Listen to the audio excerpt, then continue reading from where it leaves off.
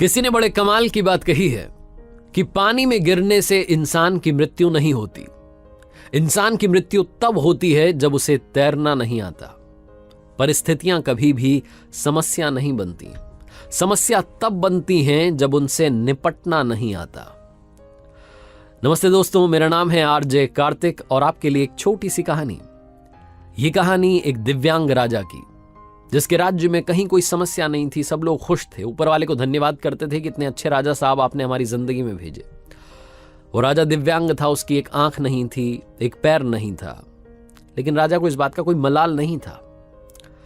एक दिन राजा अपने महल की गैलरी में घूम रहा था, उस गलियारे में घूम रहा था और पोर्ट्रेट्स देख रहा था। जो शानदार पेंटिंग्स लगी थी उनको देख रहा था। वो जो शानदार पेंटिंग्स थी वो उसके पूर्वजों की थी, उसके पिताजी की, उनके पिताजी की, उनके पिताजी की। और राजा घूमते घूमते उन पेंटिंग्स को देखते देखते, निहारते हुए सोच रहा था कि कितने शूरवीर खानदान में मुझे जन्म लेने का मौका मिला। ऊपर वाले का धन्यवाद है, मेरे पिताजी इतने शूरवीर थे, उनके पिताजी इतने शूरवीर थे। वो देखता चला जा रहा था और जब आखिरी पेंटिंग को देखा और उसके बाद में खाली जगह को देखा तो चिंता में पड़ गया। उसे मालूम था कि अब यहां पर जो पेंटिंग लगेगी वो उसकी लगेगी। इस बात की चिंता नहीं थी कि वो मरने वाला है या मर जाएगा, मरना तो सबको है।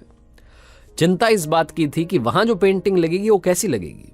राजा सोचने लगा कि मेरी एक आंख नहीं है, एक पैर नहीं है, इस गलियारे में इतनी शानदार पेंटिंग्स लगी हैं, मेरी वाली सबसे खराब लगेगी, सबसे भद्दी लगेगी। उसके अंदर ही अंदर चिंता होने लगी। तो राजा ने सोचा कि मेरे मरने के बाद में ना जाने कैसी पेंटिंग बने। एक काम करता हूं, मैं जिंदा हूं, इसी बीच में एक शानदार सी पेंटिंग बनवाता हूं, ताकि कम से कम ये तो सुकून रहे कि मेरी अच्छी पेंटिंग यहां लगेगी। तो उस राज्य में ऐलान करवा दिया गया, पेंटर्स को न्योता दिया गया कि आप आइए और राजा साहब की तस्वीर बनाइए। शानदार तस्वीर बनाएंगे, शानदार इनाम मिलेगा। पेंटर्स आए, उन्हें मालूम था कि शानदार बनेगी तो शानदार इनाम मिलेगा, लेकिन शानदार बनेगी कैसे? राजा की एक आंख नहीं है, एक पैर नहीं है, ऐसे राजा की क्या तस्वीर बनेगी? और पेंटर सोच रहे थे कि इनाम की बात छोड़िए, अगर खराब बन गई, राजा गुस्सा हो गया तो सजा मिलेगी। इसलिए बड़े बड़े चित्रकार भी आगे नहीं आए, हानि भरी। तभी एक लड़का था, उसने बोला कि राजा साहब, मैं आपकी पेंटिंग बनाना चाहता हूं, मुझे 24 घंटे का वक्त दीजिए।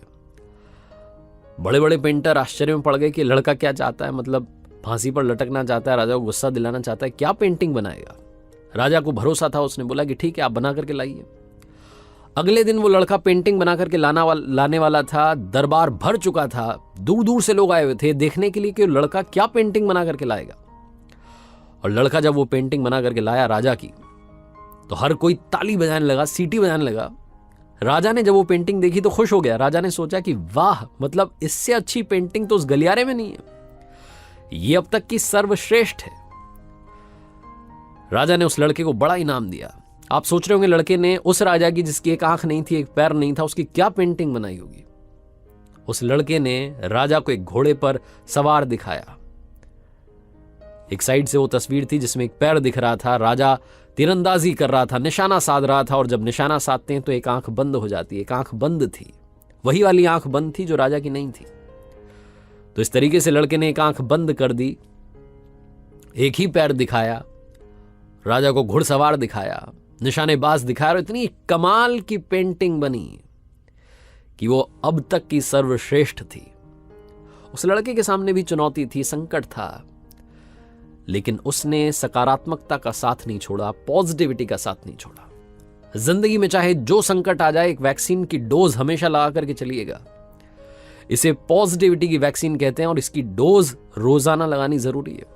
जिंदगी में चाहे जिस मुकाम पर आप हों, जिस संकट में आप फंस जाएं, जिस भी स्थिति में आप हों, अगर आपने पॉजिटिविटी की वैक्सीन लगा रखी है तो यकीन मानिए आप उस संकट से बाहर निकल आएंगे।